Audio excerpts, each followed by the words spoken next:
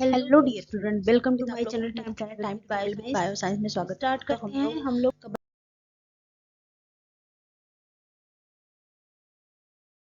Cover कर रहे थे सन 2022 का पेपर। सन 2023 का पेपर हम लोग कवर कर चुके हैं। सन 2023 के 100 क्वेश्चन हम लोग कंप्लीट कर चुके हैं, जिसमें से जो है 10 क्वेश्चन हम लोगों ने कवर किए हैं। 10 क्वेश्चन जूलॉजी के और 10 क्वेश्चन बॉटनी के। और वैसे ही सन 2022 का पेपर कवर कर रहे हैं।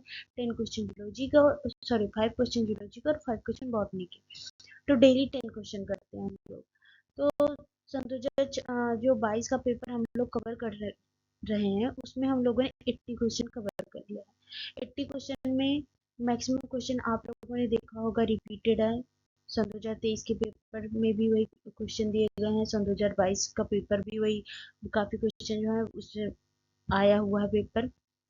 तो आप लोग अगर पेपर अच्छे से ध्यान से देखें तो मैक्सिमम क्वेश्चन जो आते हैं रिपीटेड क्वेश्चन मिलते हैं। आप लोगों को रिपीटेड क्वेश्चन वो कहीं ना कहीं आप लोगों को मिल ही जाते हैं। तो आप पेपर जो है बड़े ध्यान से सॉल्व किया कीजिए, ताकि जो आगे आने वाले एग्जाम है आपके उसमें बहुत ज्यादा हेल्पफुल रहे। तो हम लोग 81 से आज स्टार्ट करेंगे। चलिए स्टार्ट करते हैं। आ गया है बस। तो स्टार्ट करते हैं 81 से। ओके, तो क्या है एडिशन ऑफ मोर सोल्यूट। किसी सॉल्यूशन में मोर सोल्यूट, ज्यादा सोल्यूट को ऐड करने पर क्या होता है, क्या रिजल्ट मिलता है। रेज इट्स, फर्स्ट है रेज इट्स वाटर पोटेंशियल। इसकी जो वाटर पोटेंशियल वो इंक्रीज हो जाती है। लो इट्स वाटर पोटेंशियल, इसकी जो वाटर पोटेंशियल है वो डिक्रीज हो जाएगी। Make it's water potential zero, इसकी जो वाटर पोटेंशियल है जीरो हो जाएगी। Not affect the water potential all, इसकी वाटर पोटेंशियल पे कोई इफेक्ट नहीं पड़ेगा। जैसा कि पिक्चर में देख रहे हो, जैसे कि ये पहले का सोल्यूशन था, इसमें लोअर वॉल्यूम था और हायर कंसंट्रेशन था। इसमें जो सोल्यूशन पदार्थ की मात्रा थी बहुत ज़्यादा थी। ओके, लेकिन जब इसमें ऐड किया गया मोर सोल्यूट, तो इसमें क्या हो गया, जो वॉल्यूम हो गया वो तो बढ़ गया, लेकिन जो कंसंट्रेशन था वो लो हो गया। तो इसमें क्या होगा, लो इट्स वाटर पोटेंशियल, इसमें इसका क्या होगा, वाटर पोटेंशियल इसका लो हो जाता है। अगर उसमें सोल्यूट को, जो सोल्यूट है मतलब पदार्थ है, ज़्यादा ऐड कर दिया जाएगा तो जो वाटर की पोटेंशियल होगी वो लो हो जाएगी। ओके, तो ये हमको लग रहा है समझ में आ गया है। तो काफ़ी लोगों को अगर ना समझ में आए तो इसमें काफ़ी कुछ होता है। जैसे वो अगर वाटर कंसंट्रेशन क्या होगा, डिक्रीज हो जाएगा। क्योंकि अगर आप किसी चीज़ को, जैसे चीनी का घोल लो, अगर चीनी में पानी और चीनी का लें और पानी में अगर चीनी ज़्यादा मिला दिया जाए तो क्या होगा, जो वाटर का पोटेंशियल है वो कम हो जाएगा और वाटर की मात्रा कम हो जाएगी, वो गाढ़ा हो जाएगा। तो इसी को ये बताया गया है। 82 पे आ जाते हैं। दो स्टेटमेंट दिया गया है। फर्स्ट है असर्शन, सेकंड है रीजन। मेंडल्स लॉ फिर से पूछ लिया गया। मेंडल्स लॉ देखिए, मैंने अभी अभी शायद परसों के पेपर में, परसों जब मैं ये पेपर सॉल्व करा रही थी, इसी पेपर में पूछा गया है मेंडल्स लॉ के बारे में। तब उसमें उसके ट्रेड्स पूछे गए थे। आज इसके बारे में पूछा गया है। Mendel's law of independent assortment does not hold good for the gene that is located closely on the same chromosome. तो क्या ये सही है कि जो मेंडल्स लॉ होता है, इंडिपेंडेंट स्वतंत्र अभियोजन का सिद्धांत जो है मेंडल्स का, क्या वो ये फॉलो नहीं करता कि ऐसे जीन को नहीं फॉलो फॉलो करता जो कि सेम क्रोमोसोम होते हैं, मतलब सेम प्रोजनी के होते हैं। सेकंड क्या रीजन क्या बन रहा है, closely located gene assorted independently जो क्लोजली लोकेटेड जीन होते हैं वो असॉर्ट करते हैं एक दूसरे को इंडिपेंडेंटली। तो इसमें से कौन सा सही है ये पूछा गया है 82 में। तो 82 में क्या दोनों सही है और एक दूसरे का प्रॉपर एक्सप्लेनेशन दे रहे हैं। क्या दोनों ही सही है लेकिन एक एक्सप्लेनेशन प्रॉपर नहीं है। सी क्या बोल रहा है, A is correct but R is not correct, लेकिन जो आर है वो नहीं करेक्ट है। ओके, सेकंड ए क्या बोल रहा है, A is not correct and R is correct. इसमें जो ए है वो करेक्ट है। जो मेंडल्स का स्वतंत्र व्यूहन का सिद्धांत है वो फॉलो नहीं करता सेम क्रोमोसोम, सेम प्रोजनी के सिद्धांत को। ओके, तो आर इसमें गलत है। तो ये क्या, जो मेंडल्स का लॉ है इंडिपेंडेंट असॉर्टमेंट, ये स्टेटेड करता है that two pair of traits are consider to the segregate one pair of trades, मतलब एक पेयर जो होता है दूसरे पेयर से सेग्रीगेट किया जाता है इंडिपेंडेंटली ऑफ द अदर, ताकि वो इंडिपेंडेंट रहे। ओके, इंडिपेंडेंट रहे एक दूसरे से, इसलिए। बट इफ, लेकिन अगर जो होता है ट्रेड जो होता है प्रेजेंट होता है सेम क्रोमोसोम पर, तो जो homologous pair pair of chromosome होते हैं ये सेग्रीगेट नहीं होने देते इंडिपेंडेंटली। ओके, अगर ये सेम होता है मतलब क्लोजली लोकेटेड होता है एक दूसरे के, जैसे एग्जांपल ले लेते हैं, जैसे कि पेरेंट्स हो गए। ओके, पेरेंट्स के बच्चे, ओके, लड़का एंड लड़की। ओके, अगर फिर जैसे इनके पेरेंट्स ये और ये, तो मान लो इनके पेरेंट्स से इनके बच्चे की शादी कराई जाती है, तो ये क्या हो गए, इनमें क्या है, इनके इन्हीं के जो जीन होंगे इन्हीं के जीन ही ट्रांसफर होंगे, मतलब इन्हीं के करेक्टर ट्रांसफर होते हैं, अदर्स करेक्टर इन्वॉल्व नहीं होंगे। तो ये मतलब इंडिपेंडेंट जीन जो है वो अलग से जो करेक्टर है वो शो नहीं करेगा। तो इसी में इसीलिए बोला गया कि ये इंडिपेंडेंटली नहीं होता है, जो क्लोजली रिलेटेड जीन होते हैं। ओके, ये फ्री नहीं हो पाते हैं, इसीलिए ये गलत है। और ये मेंडल जो है ये सेम प्रोजेनिटी यानी कंसंगुइनिटी को फॉलो नहीं करता है, इनका जो ये लॉ है कह सकते हैं। ये जो और ये जो लॉ है अगर इनका अदर हैंड्स में देखा जाए तो ये non homologous pair of chromosome को फॉलो करते हैं, ये होमोलॉगस क्रोमोसोम को फॉलो नहीं करते, non homologous pair of chromosome को फॉलो करते हैं। और इन्होंने एग्जाम्पल जो लिया था वो पाइजम सेटाइवम का लिया था। मेंडल्स का जो इंडिपेंडेंट लॉ ऑफ असॉर्टमेंट है ये फॉलो बिल्कुल नहीं करता है, जीन जो कि लोकेटेड होते हैं सेम क्रोमोसोम पर, बिल्कुल भी इसको फॉलो नहीं करता है। और अगर देखा जाए तो ऑल जो जीन प्रेजेंट होते हैं सेम क्रोमोसोम पर इनहेरिटेड होते हैं थ्रू अदर जनरेशन, मतलब अपनी ही जनरेशन के इनहेरिटेड करेक्टर को शो करते हैं, इसीलिए ये जो होता है इंडिपेंडेंट नहीं हो पाता है। ओके, तो इसमें सी जो होगा करेक्ट हो जाएगा। 83 देख लेते हैं। 83 क्या होता है, which part of the fruits labels in the given make is false fruits, कौन सा इसमें फ्रूट का करेक्टर है जो कि ये पिक्चर दिया गया है जिसमें बताना है कि फॉल्स फ्रूट्स किससे बनता है।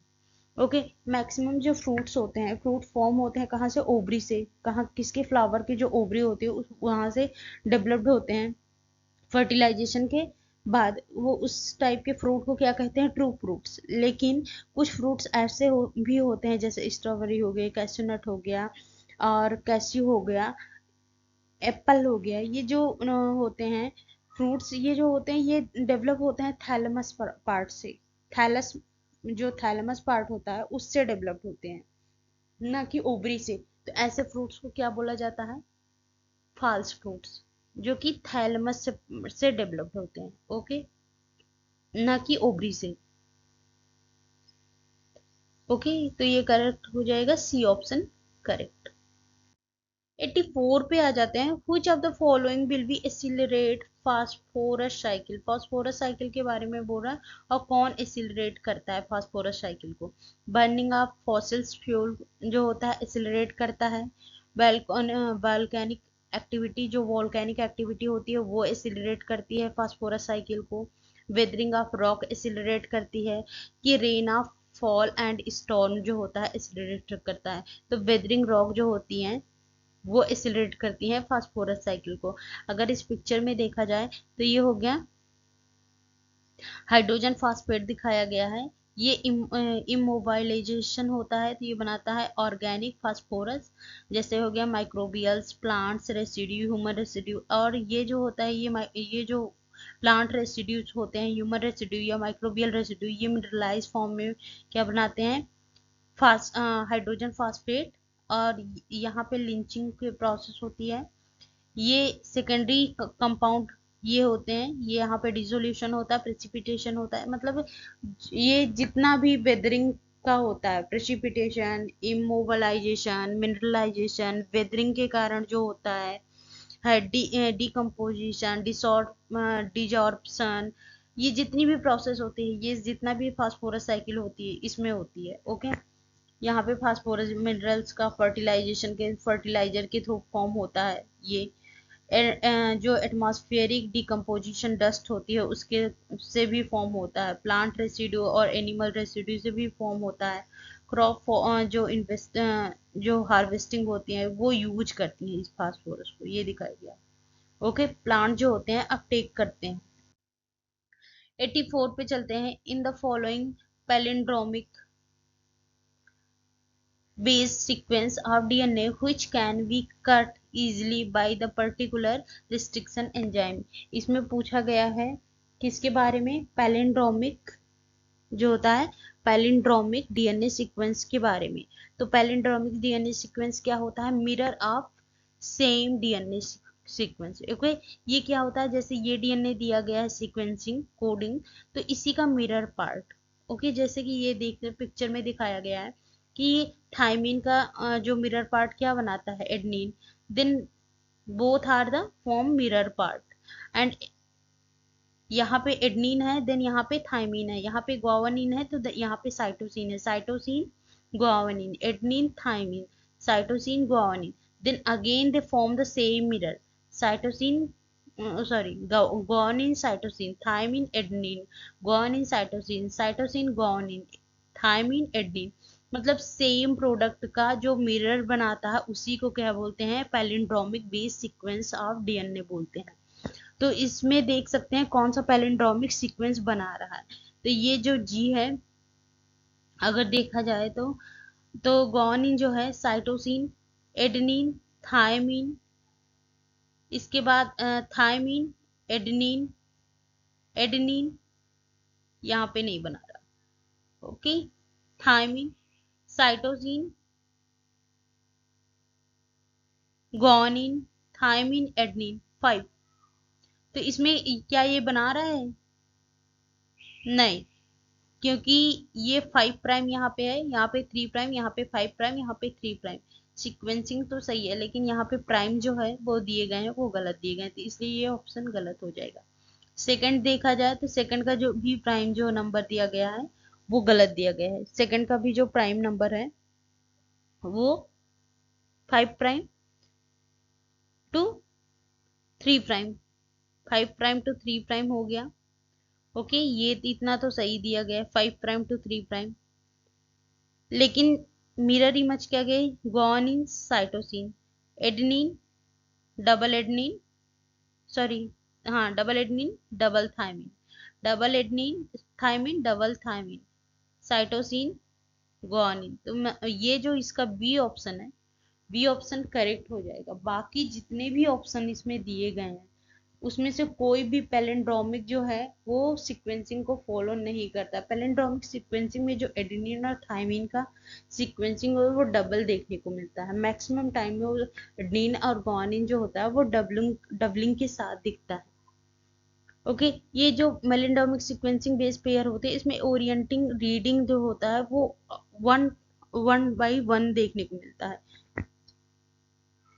नेक्स्ट चलते हैं अपना, समझ में आ गया होगा क्योंकि ये जो होता है ये डबलिंग के साथ में आता है।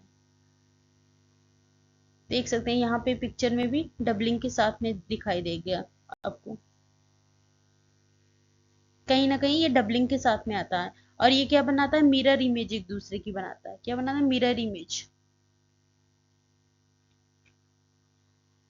नेक्स्ट चलते हैं 86। Select the incorrect statement regarding the synapse. Synapse के बारे में इनकरेक्ट जो होता है वो बताना है। इसमें कौन सा स्टेटमेंट है जो इनकरेक्ट है? किसके बारे में? सिनैप्स के बारे में। तो पहला जो ऑप्शन दिया गया है वो क्या बोल रहा है?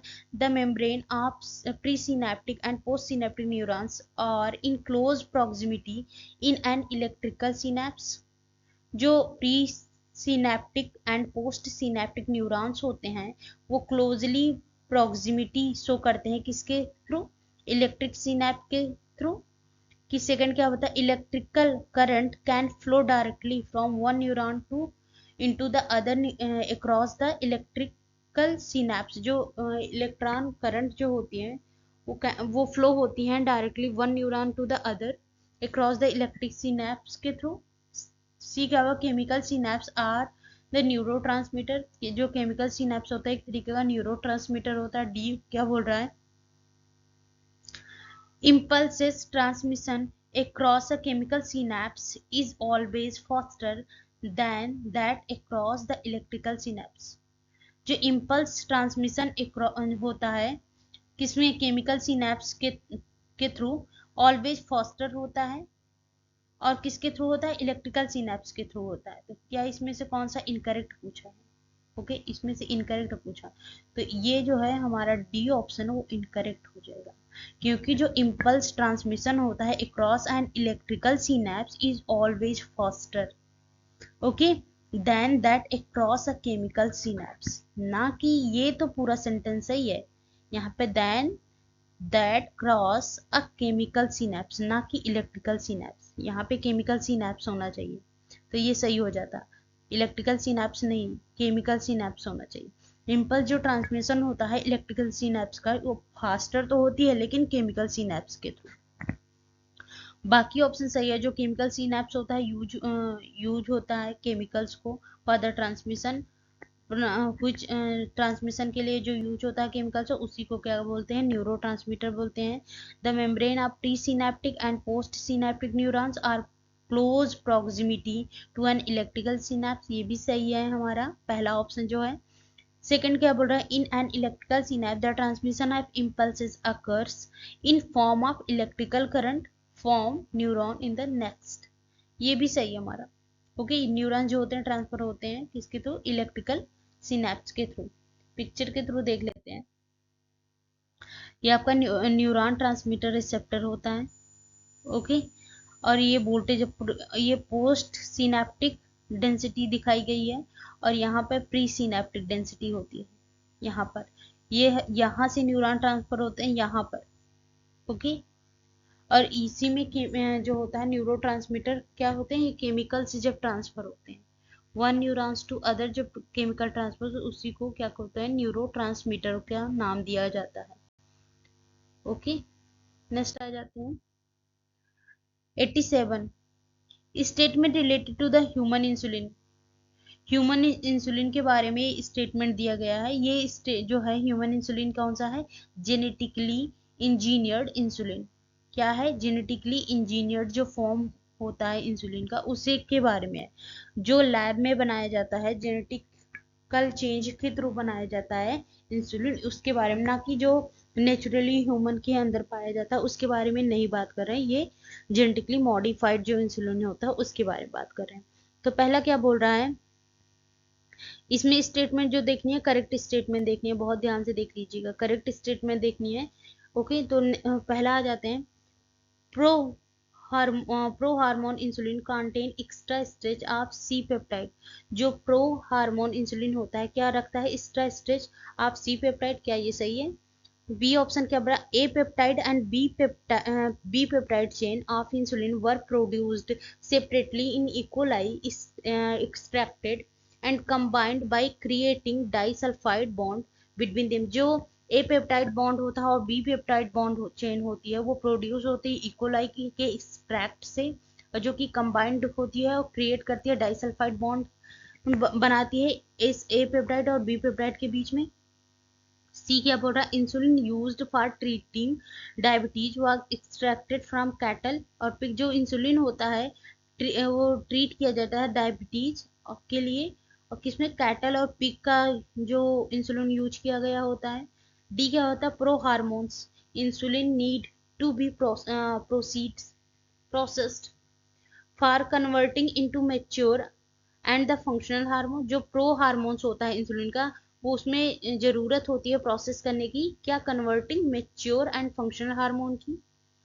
डी ई क्या ऑप्शन क्या बोल रहा है, some patient develop allergic reaction for the foreign insulin. कुछ पेशेंट जो होते हैं वो डेवलप करते हैं एलर्जिक रिएक्शन फॉरेन इंसुलिन पर। तो इसमें से कौन सा ऑप्शन जो है करेक्ट पूछा गया है, तो A B C D, A option में दिया गया है, बी ऑप्शन में बी दिया गया है ओनली, सी में सी डी दिया गया है, डी में डी सी डी ई दिया गया है। तो बी ऑप्शन इसमें केवल करेक्ट है। जो ए पेप्टाइड बॉन्ड होता है बी पेप्टाइड जो जेनेटिकली इंजीनियर्ड इंसुलिन में जो होता है रखता है A peptide and B peptide chain of insulin which produced होता है सेपरेटली, कहाँ से, इकोलाई से, के एक्सट्रैक्ट से, और कंबाइंड करता है creating disulphide bond between them, A peptide और बी पेप्टाइड के बीच में डाइसल्फाइड बॉन्ड बनाता है। ये ऑप्शन हमारा करेक्ट हो गया, बी ऑप्शन।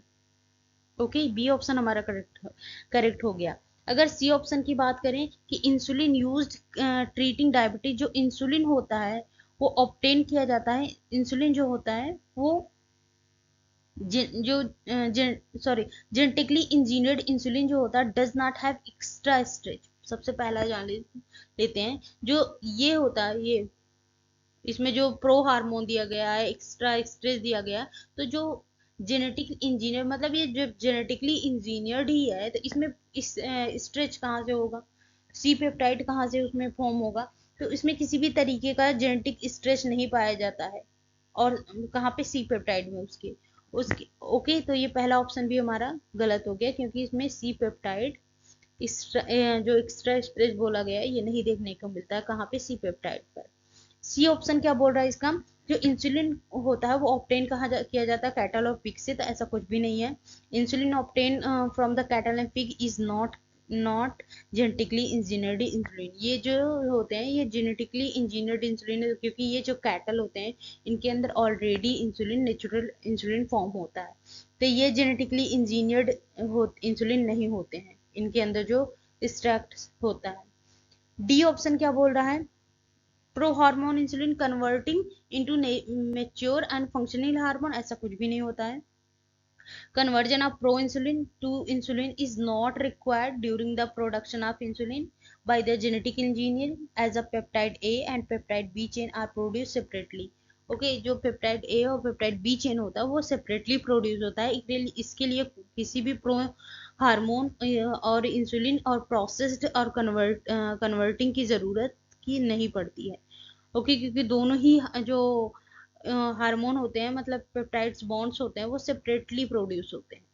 अगर ई ऑप्शन की बात करें तो allergic reaction of insulin are mostly seen when insulin are obtain from animal. अगर जो एनिमल से इंसुलिन ऑब्टेन किया जाता है वो अगर किसी ह्यूमंस में इंसर्ट किया जाता है या डायबिटिक पर्सन में इंसर्ट किया जाता है तो एलर्जिक रिएक्शन देखने को, जैसे कैटल और पिग की बात कर रहे थे, तो अगर इनका इंसुलिन किसी ह्यूमंस में या किसी अदर्स एनिमल्स में इंसर्ट कराया जाता है तो एलर्जिक रिएक्शन देखने को मिलता है। लेकिन अगर बैक्टीरिया के थ्रू, जो बैक्टीरियल एक्सट्रैक्ट के थ्रू जो फॉर्म होता है इंसुलिन, इसके इंसर्टिंग से किसी भी तरीके का एलर्जिक रिएक्शन देखने को नहीं मिला है, तो ये भी ऑप्शन इनकरेक्ट हो जाएगा। अगर पिक्चर के थ्रू देखें तो ये देख सकते हैं, ये पूरा पिक्चर के थ्रू है, ह्यूमन इंसुलिन प्रोडक्शन, ये बैक्टीरियल सेल, ये ह्यूमन पैंक्रियाटिक सेल होती है। ओके, और ये बैक्टीरियल सेल होता है जिसे इकोलाई सेल कहते हैं। ये प्लाज्मिड ऑफ डीएनए होता है, plasmid DNA cut with restriction enzyme के through and restriction enzyme DNA form होता है। यहाँ पे ये दोनों ही रिकॉम्बिनेंट डीएनए फॉर्म करते हैं, और ये recombination of bacterial multiplication and producing human insulin in fermentation tank. Fermentation tank में क्या बनाते हैं, fermented tank human insulin. Okay, ये human insulin extract purified human insulin, ये हो गया, ये इसी को ह्यूमन को इंसर्ट कराया जाता है डायबिटिक जो पर्सन होते हैं।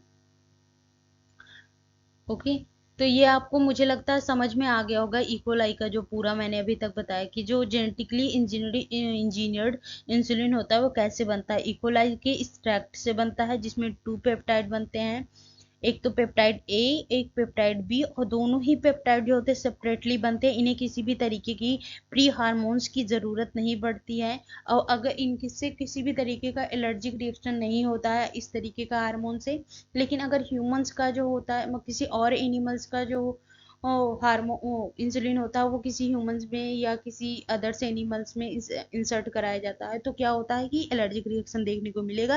लेकिन जो बैक्टीरियल सेल के फर्मेंटेशन से बना हुआ इंसुलिन होता है इसमें किसी भी तरीके का एलर्जिक रिएक्शन देखने को नहीं मिलता है। ऑप्शन नंबर, चलिए नेक्स्ट क्वेश्चन पे चलते हैं, 88 पे। Question number 88, 10 equalized cell with 15 n double standard DNA are incubated in medium containing 14 nucleotides. After 60 minutes, how many E. coli will be have DNA totally free from N15? मतलब इसमें पूछा गया है कितने इक्वलाई फ्री होंगे डीएनए के कहाँ से? N15 से। तो जैसा कि देख सकते हैं ये फर्स्ट जनरेशन का है। फर्स्ट जनरेशन क्या होता है, जो N15 होता है डीएनए और N14 डीएनए फॉर्म होता है। किसमें? N15 डीएनए से क्या फॉर्म होता है? 20 मिनट का ये पूरा प्रोसेस होता है, 20 मिनट का। इस पिक्चर के थ्रू अगर ना समझ में, इसमें अच्छे से समझ में आएगा। अगर परसेंटेज 10 पेरेंट्स को देखा जाए इक्वलाई सेल के, तो फर्स्ट जनरेशन में देखा जाए N15 जो कंटेन करता है 10 सेल, और 20 मिनट्स बाद जब इसमें डिवीजन होता है 20 सेल बनाता है। ऑल हाइब्रिड्स होते हैं N15 के और N14 के सेल बनाते हैं।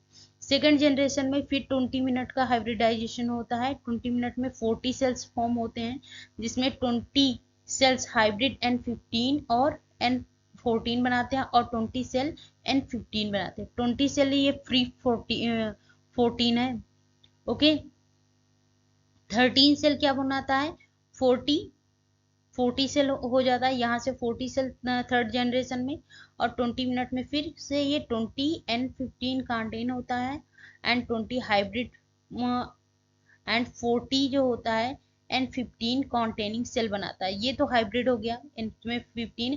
तो अगर पूछा गया था क्वेश्चन में कितने ऐसे जो मॉलिक्यूल्स बनते हैं, डीएनए फॉर्म होते हैं जो कि N15 से फ्री होते हैं, तो N15 से फ्री जो होते हैं 10, 40 एंड 20, मतलब 60 जो होंगे सेल होंगी वो फॉर्म होंगी। कितने सेल होंगे? 60 सेल।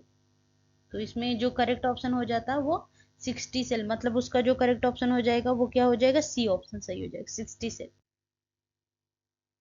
89 पे चलते हैं। Which one of the following statement is correct? इसमें से कौन सा स्टेटमेंट इज करेक्ट है? इसके बारे में एट्रियो वेंट्रिकुलर नोड के बारे में पूछा गया। पहला जो है वो क्या बोल रहा है? Atrio ventricular node generate an action potential to stimulate atrial contraction.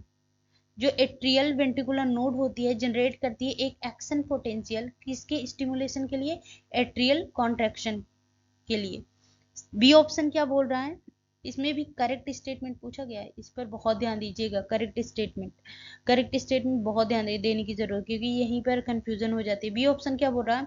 The tricuspid and bicuspid wall open due to pressure exerted by simultaneous construction of atria. जो सिमल्टेनियस कंस्ट्रक्शन होता रहता है किसमें? एट्रिया में, उसके कारण कहाँ पे प्रेशर एक्सर्ट होता है? प्रेशर एक्सर्ट होने के कारण ओपन हो जाता है कौन सा? बाइकस्पिड और ट्राइकस्पिड वॉल। सी ऑप्शन क्या बोल रहा है? Blood move freely from atrium to the ventricles during joints diastole.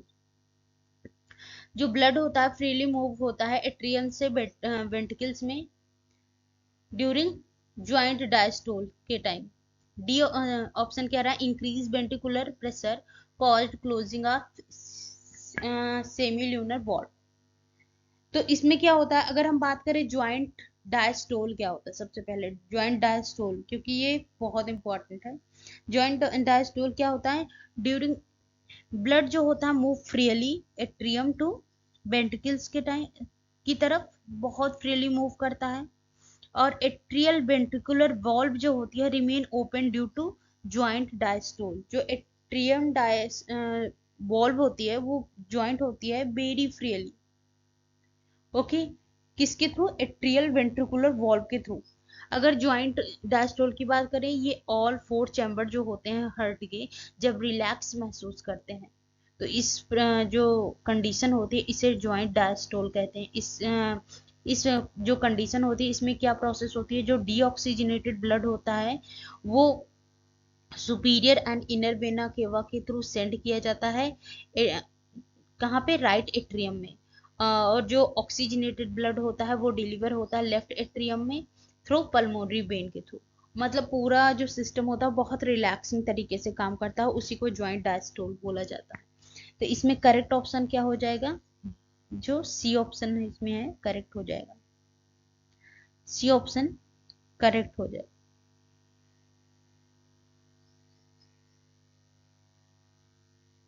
अगर बात करें कि सबसे पहला डी वाला ऑप्शन देख लेते हैं, जब सी ऑप्शन हमारा करेक्ट है, क्योंकि ब्लड जो होता है, ब्लड मूव करता है freely from atrium to ventricles. आगे बढ़ने से पहले पूरे ऑप्शन को हम लोग डिटेल में देख लेते हैं।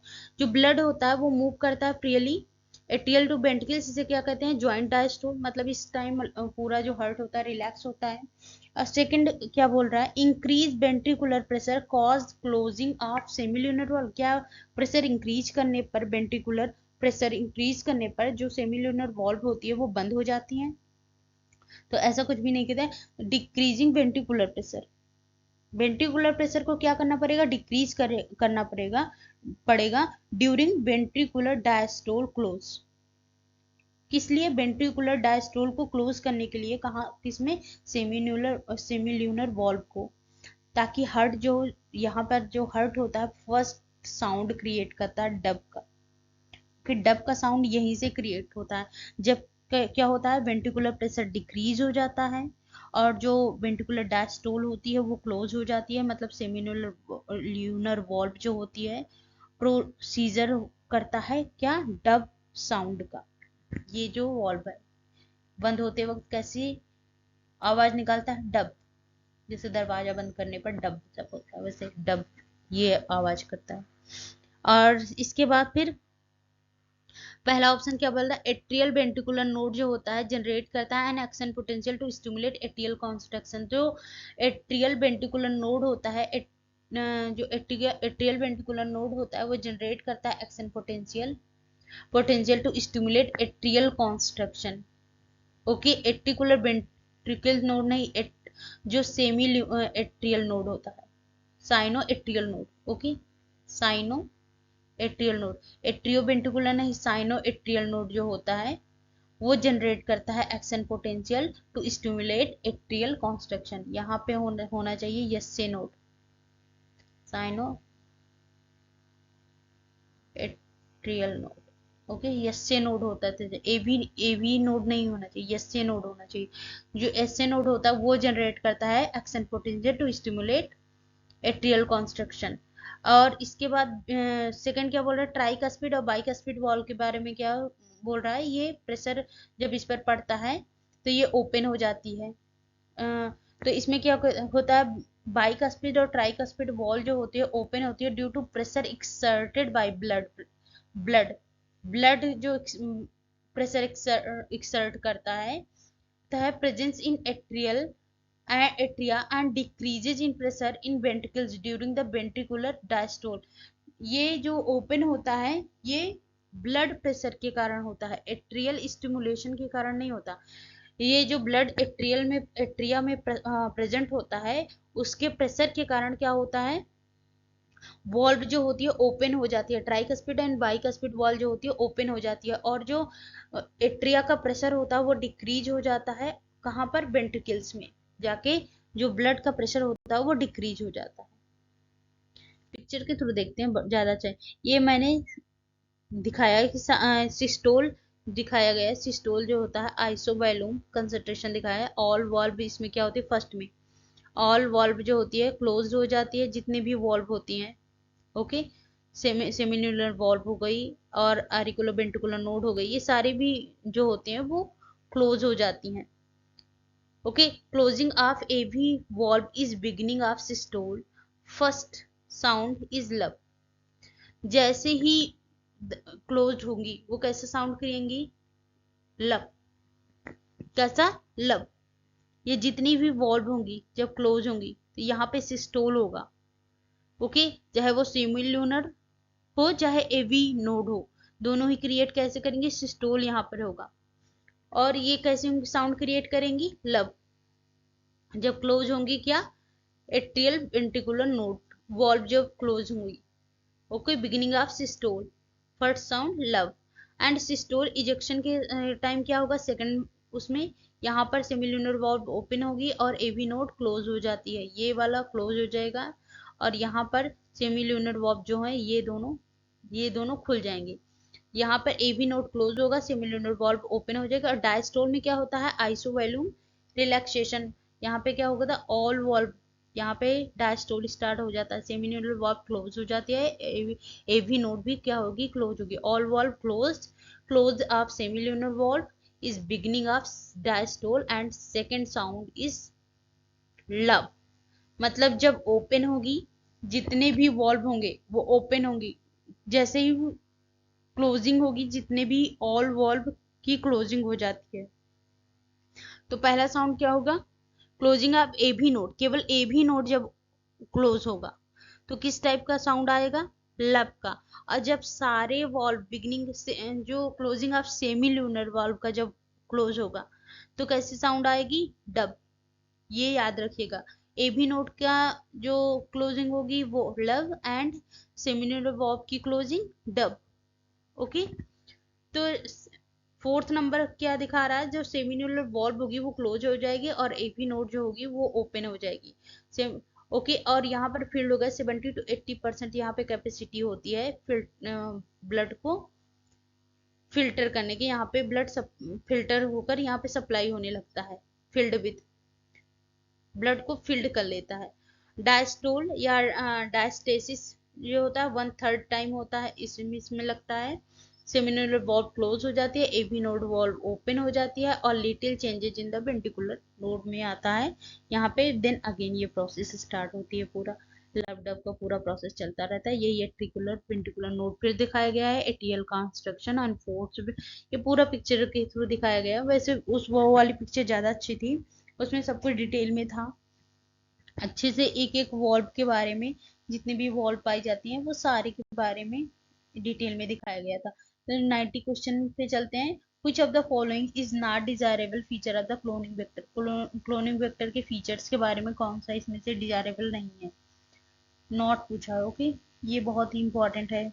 तो डिजायरेबल नहीं है इसके बारे में पूछा है। तो पहला presence of origin of replication, इसमें रेप्लिकेशन जो होता है प्रेजेंट होता है, तो ये सही है, इसमें रेप्लिकेशन देखने को मिलता है। प्रेजेंस ऑफ मार्कर जीन, ये भी सही होता है, इसमें मार्कर जीन देखने को मिलता है। Presence of single restriction enzyme site, इसमें ये भी सही है क्योंकि इसमें सिंगल एंजाइम रिस्ट्रिक्शन साइट देखने को मिलता है। प्रेजेंस ऑफ 2 और मोर रिस्ट्रिक्शन साइट, ये गलत है, तो इसमें रॉन्ग पूछा था।